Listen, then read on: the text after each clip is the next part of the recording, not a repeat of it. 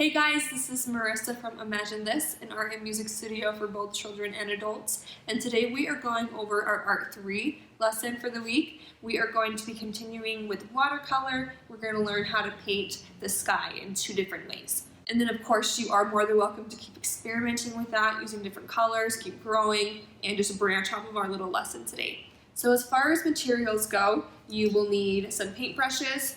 I have a few different sizes here. I'm going to mostly just be using the round brush here, which is the pointy one that we have. Some water, of course, paper towel or towel to dry up your paintbrush, and then the watercolor paint that we have provided for you. Okay, let's go ahead and get started.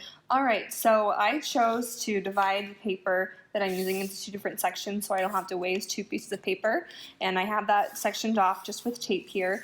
You don't have to do this. I just did it so that I can show you the 2 different ways, and so it will be sectioned off nicely and I'll have to waste another piece of paper.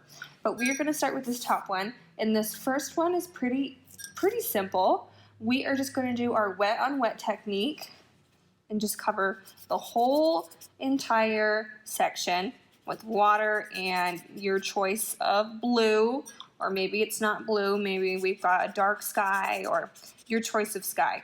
This one we need to work a little bit faster because we are going to be using retraction with our towel to make the clouds.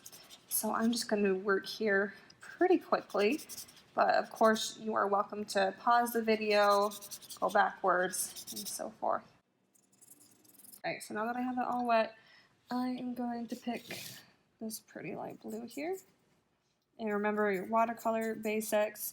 More pigment you use, the darker it's going to be. The more water you use, the lighter it's going to be.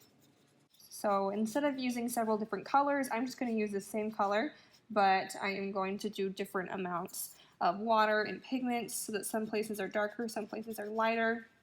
But again, I'm working pretty quickly here so that when the time comes we can pick up the water really easily before it dries. Okay, so now that I have this covered, I have the different degrees of lightness and darkness, and it's still pretty wet. I'm going to grab my towel, or you can grab a paper towel, and I am going to pick out the places where I want the clouds to be, and I am just going to wrap it up like this so there's a point, and dot some areas. You can decide if they're long, stringy clouds or if they're big, fluffy clouds. It might be hard to see on the video, but I'm just getting some white clumps in here.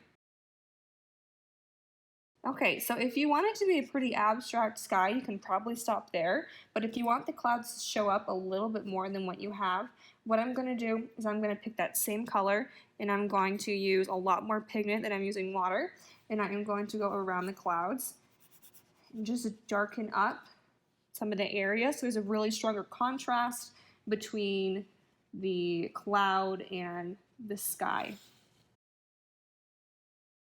Popping up quite a bit more than before. Just layering that on here. Okay, so now you can probably see in the video a little bit more clear because we have that nice contrast between where the clouds are and where the sky is meeting them. So this is a nice way if you want a really abstract sky, you know, the days where the clouds are really long and stringy. I'll show you another way in just a second. Okay, so here is our first sky.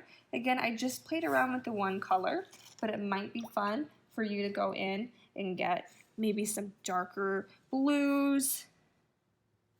Yeah, that's pretty. And maybe some blue greens, maybe it's sunset. You can play around with that.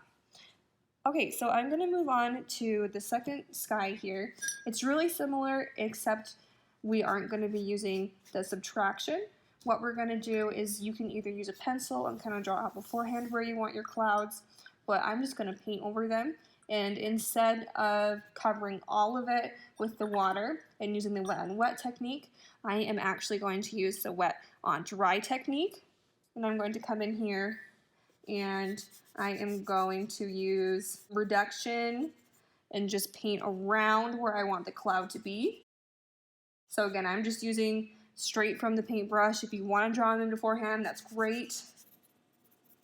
So this cloud here, because it didn't have blue already on it, It's going to be a lot cleaner and a lot clearer. That's your cloud. But I'm still going to go in here, add some different highlights and some shadows. And since we're not using the wet on wet technique, the wet on wet technique up here made it really free and abstract because it naturally just gave us some light and darks. But this time we're going to be a little bit more purposeful with our light and darks because the water isn't spreading as nice and freely. We can control it a little bit more. You could even combine these two techniques if you wanted to do this technique, wet on wet, and have it be a little bit more free, but just kind of have your clouds planned out a little bit more beforehand how you want them. So now I have this filled out with using the white clouds with a negative space. If you are happy with this, that's great. It really depends on the type of clouds that you want and the look that you're going for. I am actually going to go in with a little bit of water, not too much, and I'm going to do some circles on the edges just to soften up this connection here, because right now it's really harsh, and I want a little bit more of some softer clouds. So I'm just going in, doing little circles, so it looks a little bit more natural and soft. But once again, it completely depends on the clouds that you're doing. Maybe you want them really harsh, maybe it's a really clear day and you can see the clouds perfectly and it's really harsh. It's completely up to you. Okay, so that's our lesson for the 2 different ways to paint the sky, but I want to encourage you guys to push this even further. Maybe you want to do the sky with sunset and you can use a similar technique, but use several colors and work on some color theory exercises. If you want to start off simple and do this, and then maybe add in, like we did over here, some different colors of blue, maybe some blue-green, just to add some interest in the sky. If you want to do a cloudy sky, full of all these clouds, we're going to do a dark sky, so many different things that you can do. But we hope that you have fun experimenting with this. And then, of course, if you did choose to use the tape once it's completely dry, you can pull that off and see your beautiful skies. All right, thanks, guys.